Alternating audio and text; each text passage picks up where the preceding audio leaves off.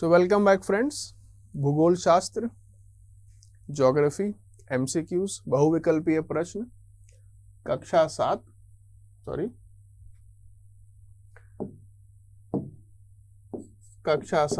अध्याय number 6, natural vegetation and wild life, प्राकृतिक वनस्पति और वन्य जीवन। चलिए आगे चलते हैं, स्टार्ट करते हैं हम लोग। ये रहा आपका पहला सवाल कि ऊंचाई और वनस्पति के संदर्भ में, ऊंचाई वनस्पति के संबंध के संदर्भ में निम्नलिखित कथनों पर विचार करें। ऊंचाई बदलने के साथ साथ वनस्पति का स्वरूप भी बदलता है। सही बात है, अगर आप जैसे जैसे ऊंचाई बढ़ाएंगे आपको किस तरह के पेड़ दिखते हैं उसमें बहुत चेंज आते हैं। मिट्टी की ढलान और मोटाई वनस्पति के विकास को निर्धारित करने वाले प्राथमिक कारक हैं? नहीं, प्राथमिक नहीं होते हैं, ये जो आपके सेकेंडरी होते हैं, द्वितीय कारक होते हैं। ठीक है, गलत है। तापमान और नमी जैसे कारकों का विभिन्न प्रकार की वनस्पतियों पर कोई प्रभाव नहीं पड़ता। गलत बात है, तापमान और नमी बल्कि प्राथमिक कारक होते हैं। तो सवाल यह है कि इनमें से कौन से कथन सही नहीं है? तो 2 और 3 आपके सही नहीं है। Option number B will be your correct answer. ठीक है फ्रेंड्स, और बहुत ही सिंपल है, ज्यादा कुछ है नहीं इसमें ज्यादा कुछ है नहीं। आपको पता होना चाहिए कि along with altitude there is a change in the kind of vegetation that you will see। तो अगर आप चाहें तो अगर आप इस वाले फोटो में देख सकते हैं फ्रेंड्स कि नीचे आपके ट्रीज फॉरेस्ट हैं, फिर जैसे ऊपर बढ़ेंगे आप नीडल ट्रीज फॉरेस्ट या फिर कोनीफेरस फॉरेस्ट मिलेंगे आपको। आप थोड़ा और ऊपर बढ़ेंगे आपको मीडोज या ग्रासलैंड्स मिलेंगे। थोड़ा और ऊपर जाएंगे तो आपको मॉसेज एंड लाइचेंस मिलेंगे, और उसके ऊपर तो सिर्फ बर्फ मिलेगा और कुछ भी नहीं मिलेगा। ठीक है, सिमिलरली अगर आप चाहें तो एक दूसरे ग्राफ में भी देख सकते हैं कि how rainfall and how elevation effect the different kind of vegetation. ठीक है, अल्पाइन, सब अल्पाइन का मतलब क्या हो गया? जो पहाड़ी में काफी ऊंचे हाइट पे मिलते हैं।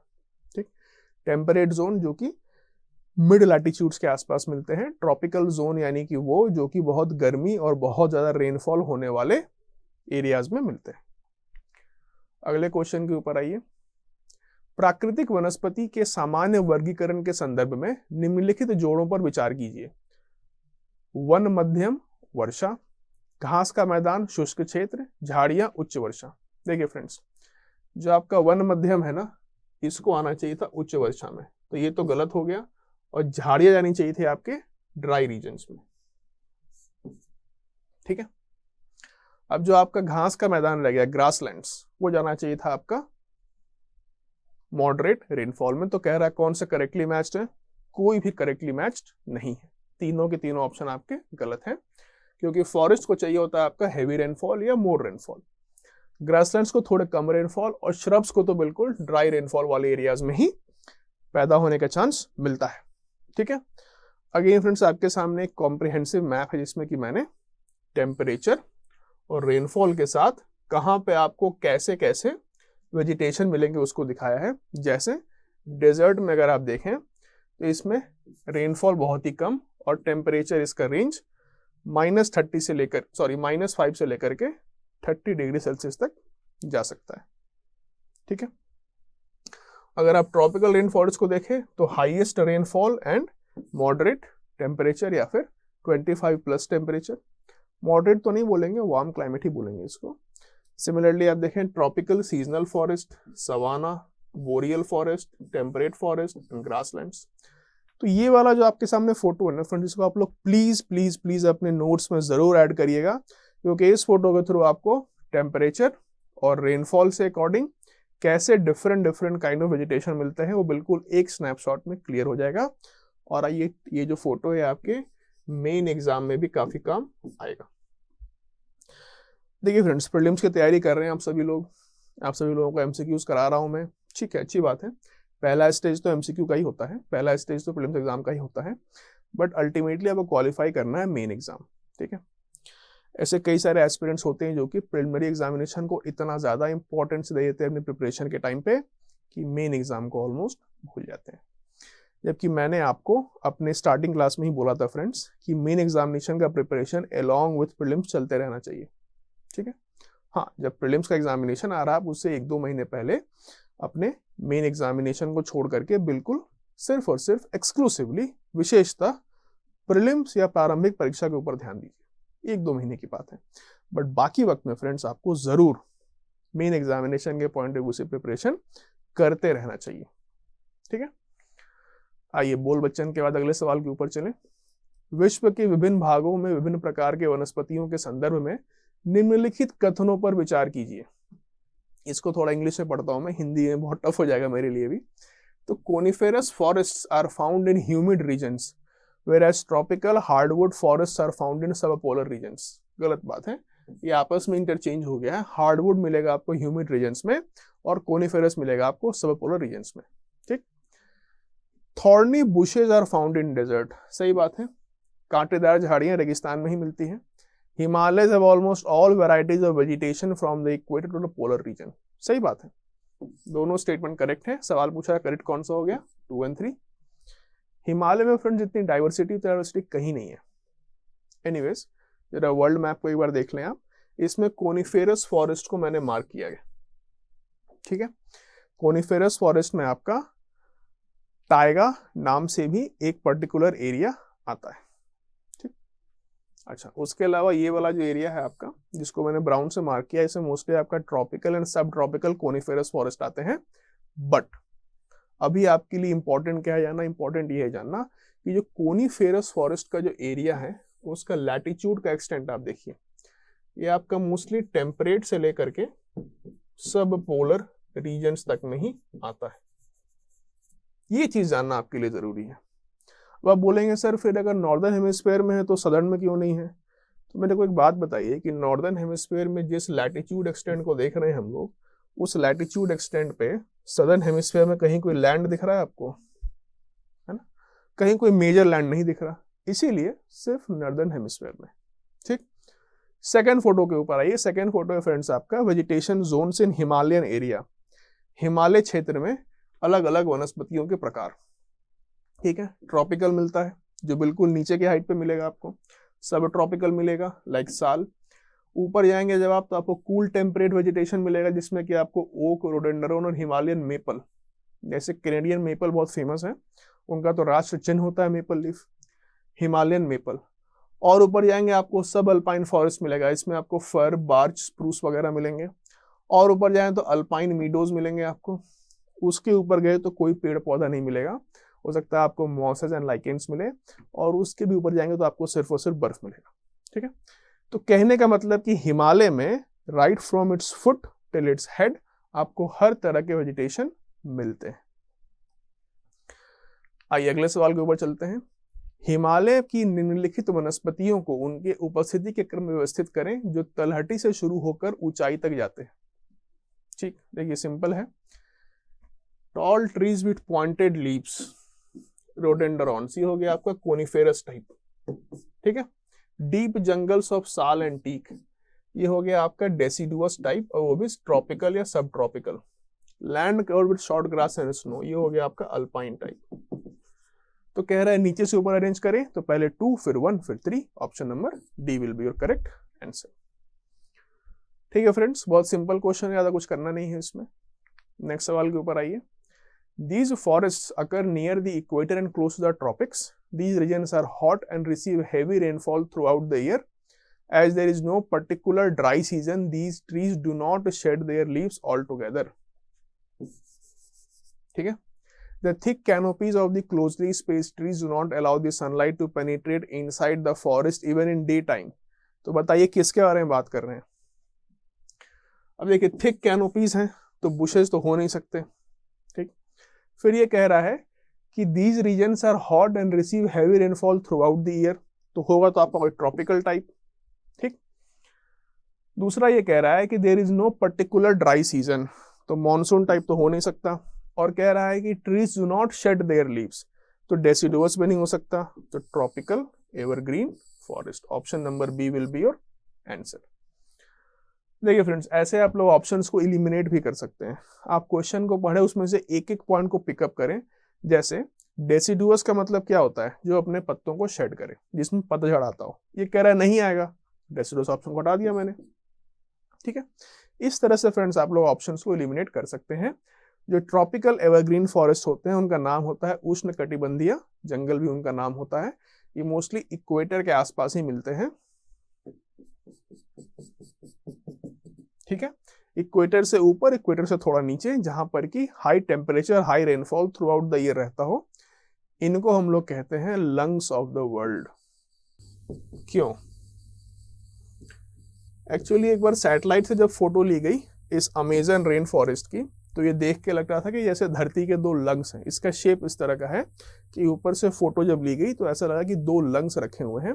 और ये बात कई हद तक सिंबॉलिकली सही भी है फ्रेंड्स। क्यों? क्योंकि ये जो रेन फॉरेस्ट होते हैं, जो ट्रॉपिकल रेन फॉरेस्ट होते हैं, इनमें इतनी डेंस वेजिटेशन होती है कि इनमें ट्रीज की संख्या बहुत ज्यादा होती है। और ट्रीज क्या करते हैं? वो CO2 लेते हैं, ऑक्सीजन छोड़ते हैं। वही काम रेन फॉरेस्ट करते हैं। धरती पर ऑक्सीजन की मात्रा ज्यादा हो और CO2 की मात्रा कम हो, इसी के लिए पेड़ लगाते हैं। तो जब प्रकृति ने इतने ज्यादा पेड़ लगाकर दिए हैं तो वो लंग्स का ही तो काम करेंगे for the whole earth. Next सवाल के ऊपर आइए। निम्नलिखित कथनों पर विचार करें। रोजवुड एकमात्र दृढ़ लकड़ी का पेड़ है जो उष्णकटिबंधीय सदाबहार जंगल में पाया जाता है। देखिए, रोजवुड सर्टेनली हार्डवुड तो होता है और ट्रॉपिकल एवरग्रीन में मिलता भी है, लेकिन ओनली वर्ड से प्रॉब्लम है। क्यों? क्योंकि रोजवुड के अलावा आपका इबोनी है, महोगनी है, ऐसे बहुत सारे ट्रीज हैं जो कि मिलते हैं ट्रॉपिकल एवरग्रीन फॉरेस्ट में। तो ओनली वर्ड की वजह से ये स्टेटमेंट गलत हो गया। अगला सवाल। दुनिया के सबसे बड़े सांपों में से एक एनाकोंडा उष्णकटिबंधीय वर्षावन में पाया जाता है। सही बात है, साउथ अमेरिका में पाया जाता है। ये स्टेटमेंट करेक्ट है। बोल रहा है नॉट करेक्ट, तो one only, option number C. ठीक है फ्रेंड्स, आपके सामने एक फोटो है जिसमें कि मैंने different layers of tropical rain forest को दिखाया है। आपको इनके नाम पता होने चाहिए। ये कभी आ सकता है आपके प्रीलिम्स एग्जामिनेशन में कि arrange the different layers of tropical rain forest from earth till canopy. तो सबसे नीचे होगा आपका श्रब लेयर, मोटा मोटी 10 मीटर की हाइट तक। फिर आएगा आपका अंडर कैनोपी 20 मीटर की हाइट तक। फिर आएगा आपका कैनोपी, और सबसे ऊपर कहलाता है आपका इमर्जेंट लेयर। ठीक है फ्रेंड्स, ये जो फॉरेस्ट होते हैं ना, ट्रॉपिकल रेन फॉरेस्ट, इनका एक और बहुत इंपॉर्टेंट फीचर ये होता है कि इनके ऊपर इतनी घनी वेजिटेशन होती है ना कि सनलाइट ऊपर से नीचे तक आ ही नहीं पाता। मतलब नीचे अंधकार जैसा रहता है। It is such a dense vegetation कि नीचे बिल्कुल अंधकार जैसा रहता है, सनलाइट आ ही नहीं पाती। ठीक है फ्रेंड्स, आइए अगले सवाल के ऊपर चलते हैं।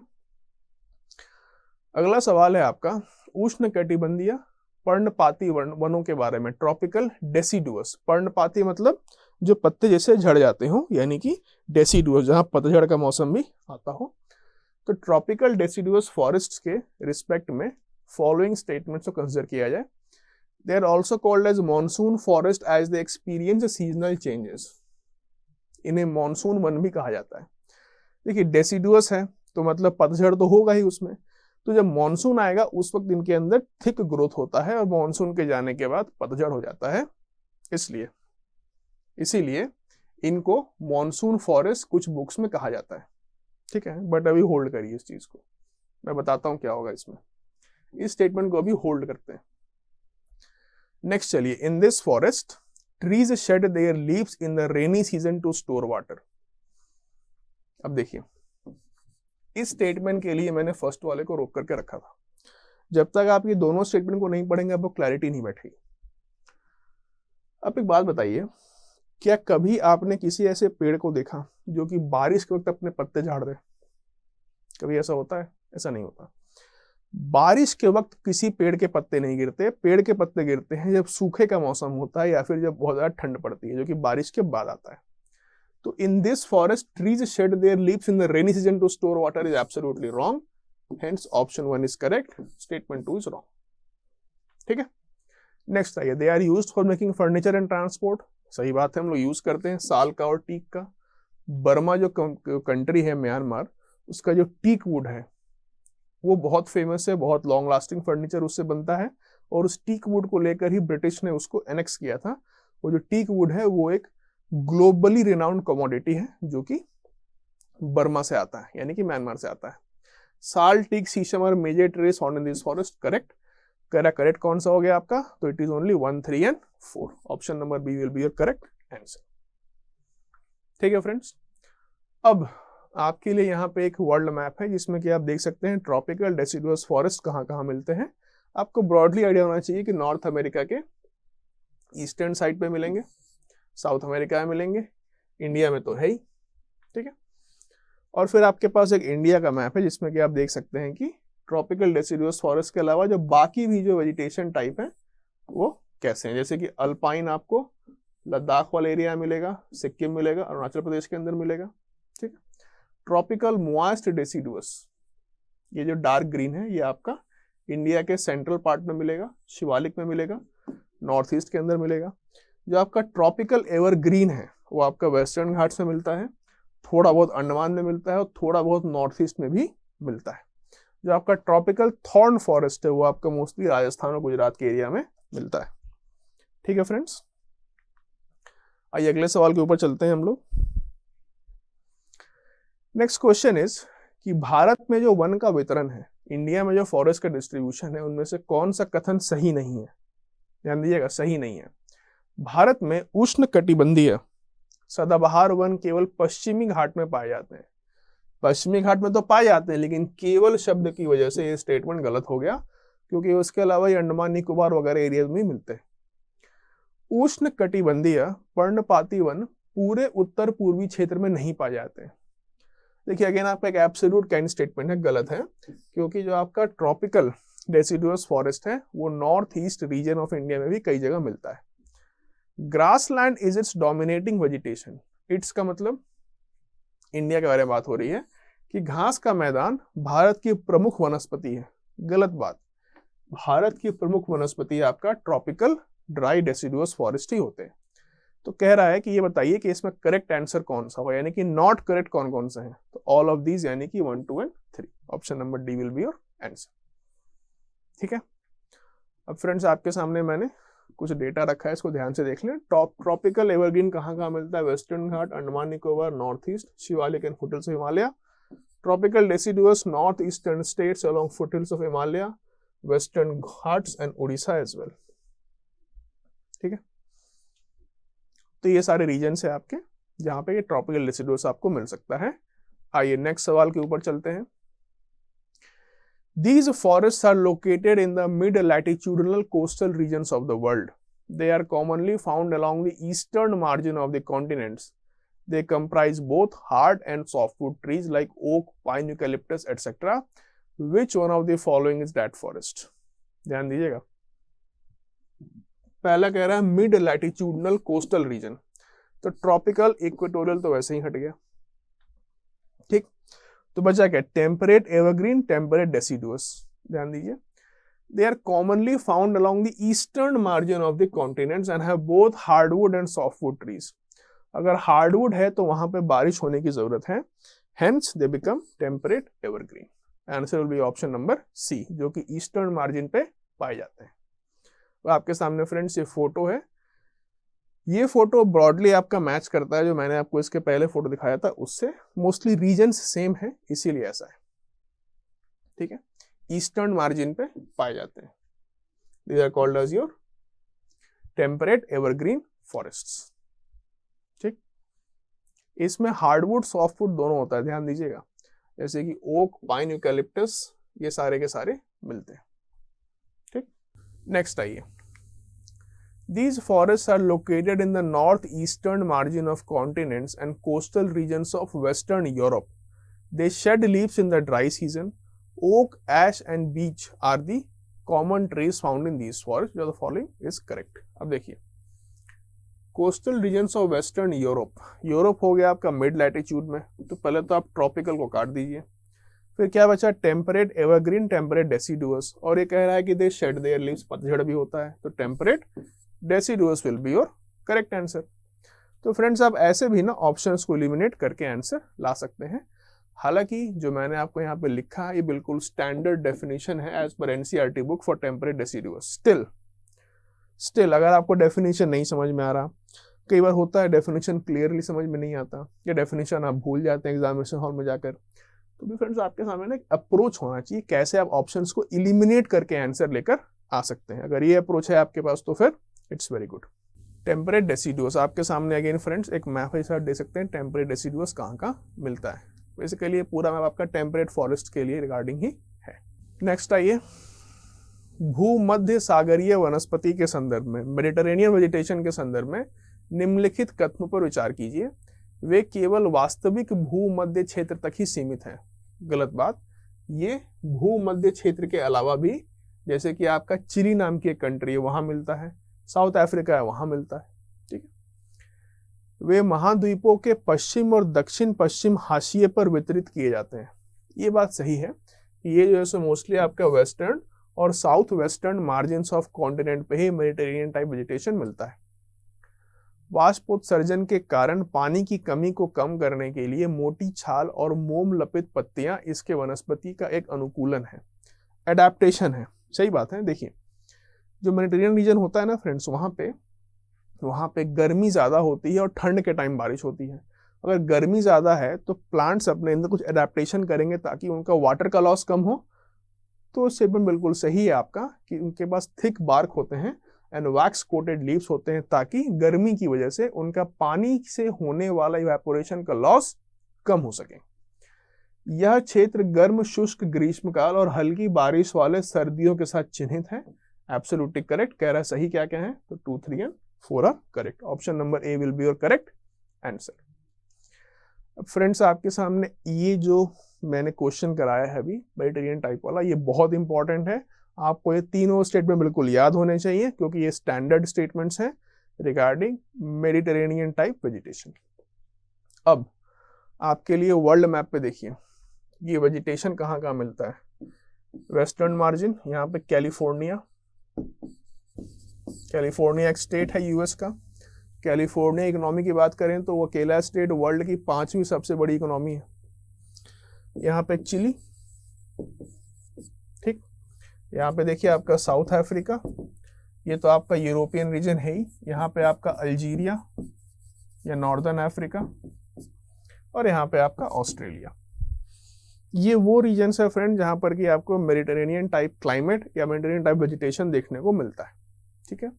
अब ये इंपॉर्टेंट क्यों? इंपॉर्टेंट इसलिए फ्रेंड्स क्योंकि ये जो रीजन्स है ना, यहाँ पे कुछ पर्टिकुलर टाइप के फ्रूट्स, कुछ पर्टिकुलर टाइप के वेजिटेबल्स सिर्फ यहीं पे हो सकते हैं, जैसे कि आपका सिट्रस फ्रूट्स। कैलिफोर्निया के ऑरेंजेस बहुत फेमस हैं, ठीक। चिली के वाइन बहुत फेमस है, जस्ट लाइक यहाँ पे स्पेन, फ्रांस, पोर्टुगल, इटली के वाइन्स बहुत फेमस है क्योंकि वो सिट्रस ग्रेप से बनते हैं, ठीक है। इसीलिए ये एरिया बहुत इंपॉर्टेंट और फेमस माना जाता है। लीजिए, वही सवाल आ गया, खट्टे फलों की खेती कहाँ की जाती है? तो मेडिटेरेनियन में की जाती है, ठीक है। Oranges, figs, olives and grapes are cultivated in these regions. India में भी कुछ रीजन्स में होता है कल्टीवेशन, बट जो टिपिकल मेडिटेरेनियन टाइप क्लाइमेट है वो इंडिया में एज सच पॉसिबल नहीं है, वो इन एरियाज में पॉसिबल है,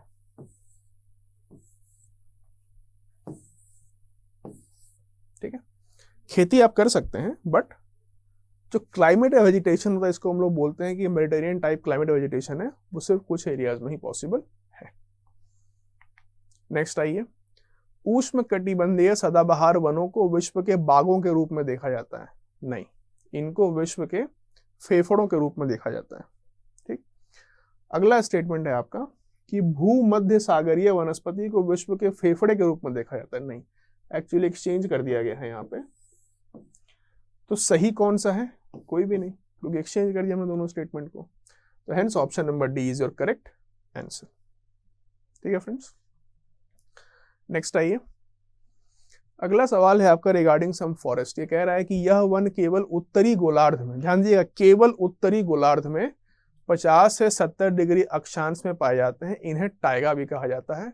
बस टाइगा बोलते ही आपको क्लियर हो गया, ये कोनिफेरस ही होना चाहिए था, हालांकि फिर भी आप आगे पढ़ें। These forest are also seen in higher altitude. जैसे हिमालय जो है वो 50-70 डिग्री के बीच में इन्वॉल्व नहीं है। ये लैटिट्यूड है ना आपका, ये तो बहुत ही हाई लैटिट्यूड हो गया, जो कि नॉर्दर्न रशिया, नॉर्दर्न कनाडा वगैरह में चला गया। हिमालय तो आपका इंडिया में है तो 23-24 डिग्री के आसपास होगा, लेकिन हिमालय में जो हाइट है, उस हाइट पे, हायर एल्टीट्यूड पे भी आपको टाइगा टाइप या फिर कोनिफेरस टाइप वेजिटेशन देखने को मिलता है। They are softwood evergreen trees used extensively for pulp industry. हाँ, ये चीज आपके लिए बड़ा इंपॉर्टेंट है जानना कि जो कोनिफेरस ट्रीज होते हैं ना, इसका पल्प इंडस्ट्री में खूब इस्तेमाल होता है। Canada, Russia, some parts of northern Europe, ठीक है। Coniferous in forest are important. शंकुधारी वन इसके आंसर होंगे। आपके सामने मैप है, आप देख सकते हैं कोनिफेरस फॉरेस्ट कहाँ मिलते हैं, जिसको टाइगा भी बोला जाता है, ठीक है।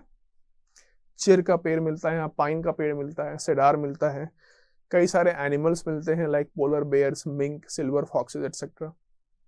इसमें soft and tall evergreen trees मिलते हैं, ठीक है। इसका सबसे इंपॉर्टेंट पार्ट होता है आपका ये वाला पॉइंट कि इसका इस्तेमाल होता है पल्प बनाने के लिए, जो कि आगे चल के पेपर और न्यूज प्रिंट बनाने में बहुत काम आता है। मैच बॉक्सेस वगैरह भी यहाँ इंडस्ट्री बनती है। सॉफ्टवुड ट्रीज होते हैं।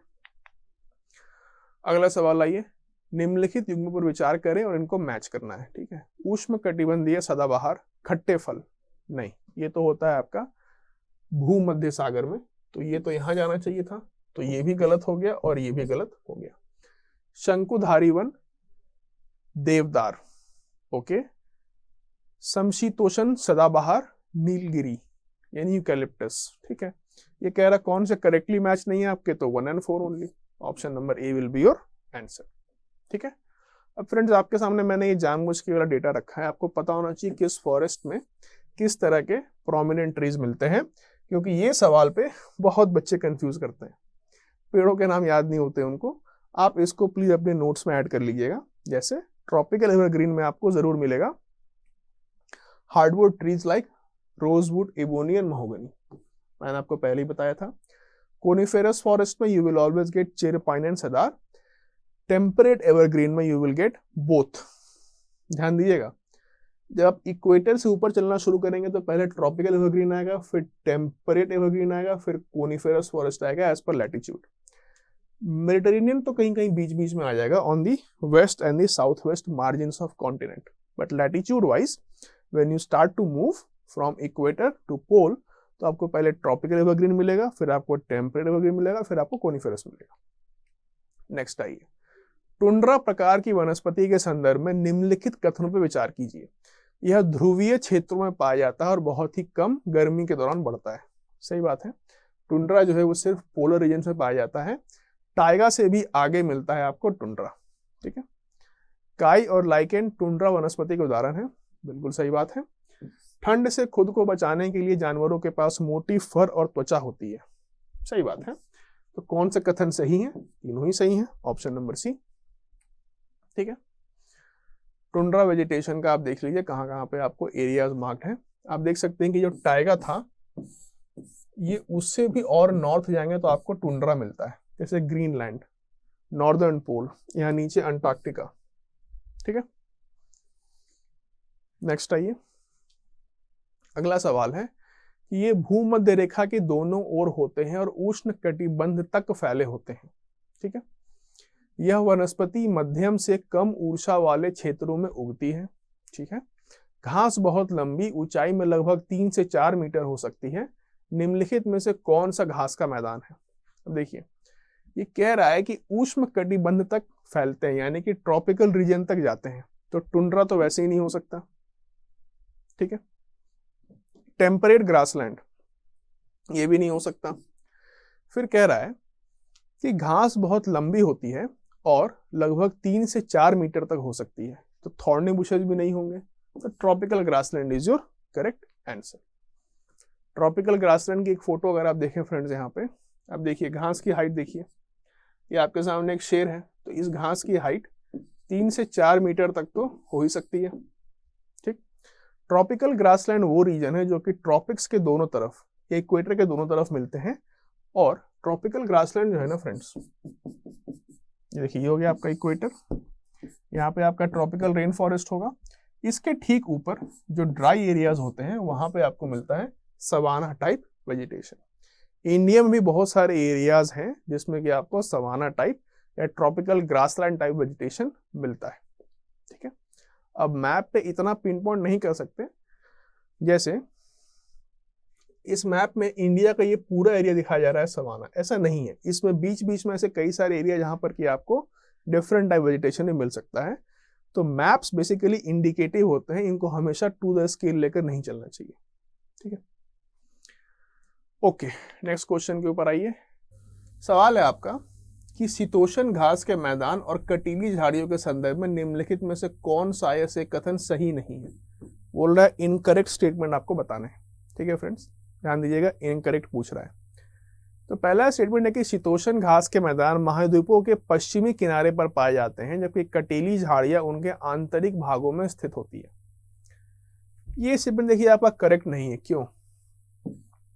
जो वेस्टर्न मार्जिन ऑफ कॉन्टिनेंट्स होते हैं ना फ्रेंड्स, जो वेस्टर्न मार्जिन ऑफ कॉन्टिनेंट्स होते हैं, वहां पर आपका टेम्परेट ग्रासलैंड नहीं मिलते, वहां पे आपका ट्रॉपिकल डेजर्ट्स मिलते हैं। जो वेस्टर्न मार्जिन है ना, इस पे आपका डेजर्ट्स मिलते हैं, जैसे सहारा डेजर्ट इन अफ्रीका, जैसे Sonora and Mojave desert in North America, जैसे Patagonia desert in South America, Kalahari and Namib desert in Africa. ऐसा क्यों होता है, इसके पीछे एक रीजन है, मैं आपको भी शॉर्ट में बता देता हूं कि जो वेस्टर्न मार्जिन ऑफ कॉन्टिनेंट्स होते हैं ना फ्रेंड्स, यहाँ पर वेस्टर्लीज फ्लो करते हैं।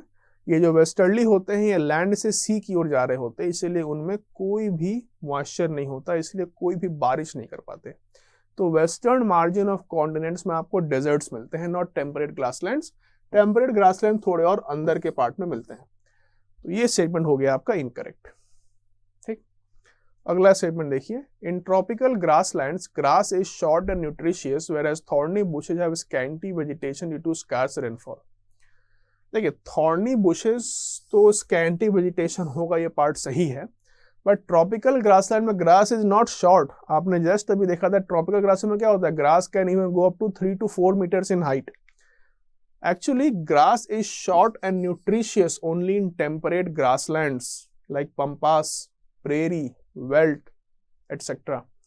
Tropical grasslands में grass is long and is not nutritious. तो ये स्टेटमेंट आपका गलत हो गया। कह रहा है करेक्ट आंसर है कि नॉट करेक्ट, ऑप्शंस बताओ, तो बोथ आर नॉट करेक्ट, ठीक है फ्रेंड्स। अब देखिए, टेम्परेट ग्रासलैंड्स कहाँ मिलते हैं, वो मिलते हैं आपके मिड लैटिट्यूडनल जोन्स में, जो कि इंटीरियर ऑफ कॉन्टिनेंट में होता है, जबकि थॉर्नी बुशेस जो हैं they are found in desert regions. It is tropical deserts which are located on the western margin of the continents. Clear है?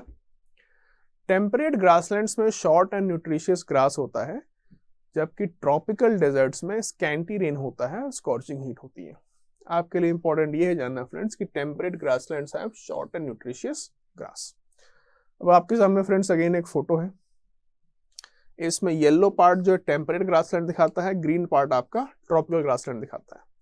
टेम्परेट ग्रासलैंड, प्रेरीज, स्टेपीज, यहाँ ऑस्ट्रेलिया में आपका डाउन अंडर, यहाँ पे वेल्ट नाम का है, यहाँ पे आपका पंपास है, all these are temperate grassland.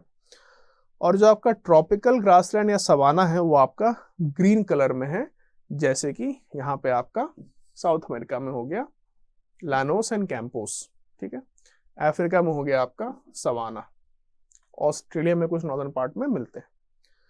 Friends, आपके स्क्रीन पे जो राइट साइड तरफ आप देख रहे हैं बहुत इंपॉर्टेंट है आपके मेन पॉइंट ऑफ व्यू से भी, आप इसको प्लीज अपने नोट्स में ऐड कर लीजिएगा।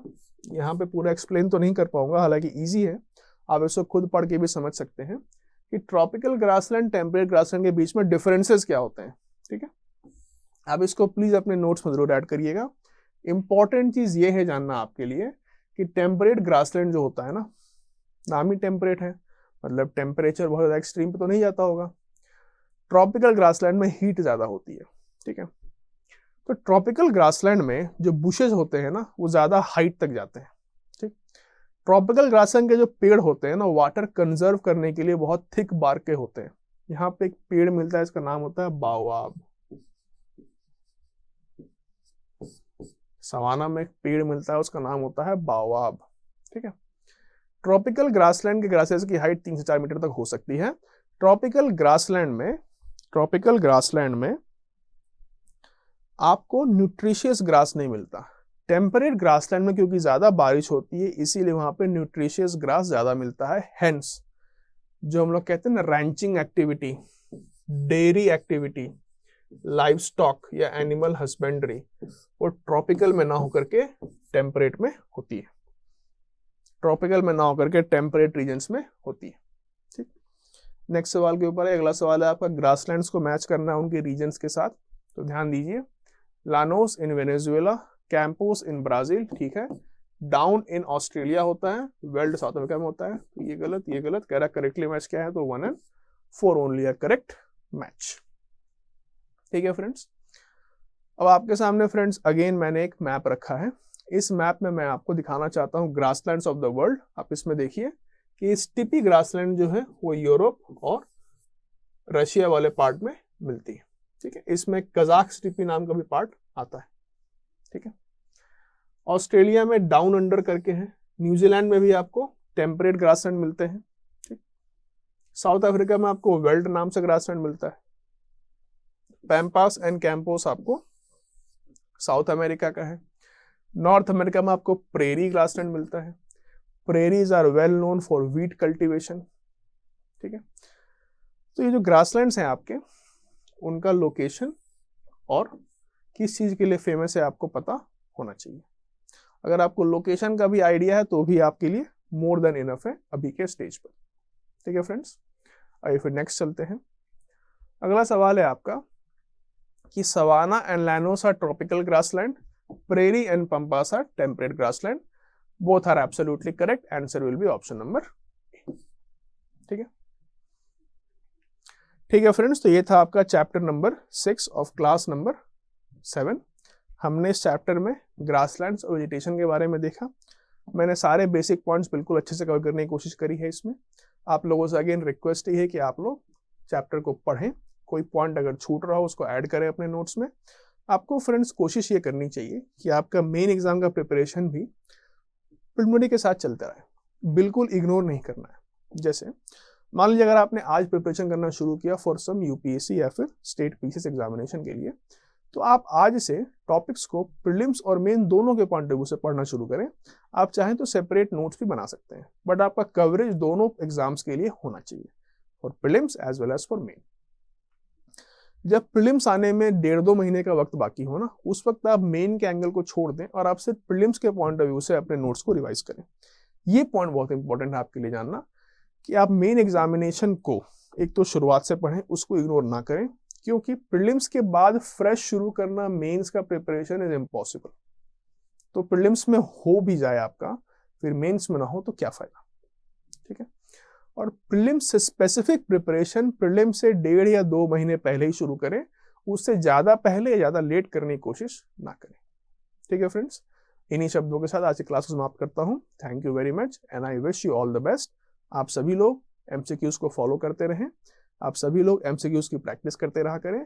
जहां कहीं नया इन्फॉर्मेशन मिले उसको ऐड करें, या फिर अप्रोच के थ्रू भी अगर सॉल्व करते हैं तो भी जो इन्फॉर्मेशन मिलता है उसको ऐड जरूर करें अपने नोट्स में। All the best, thank you.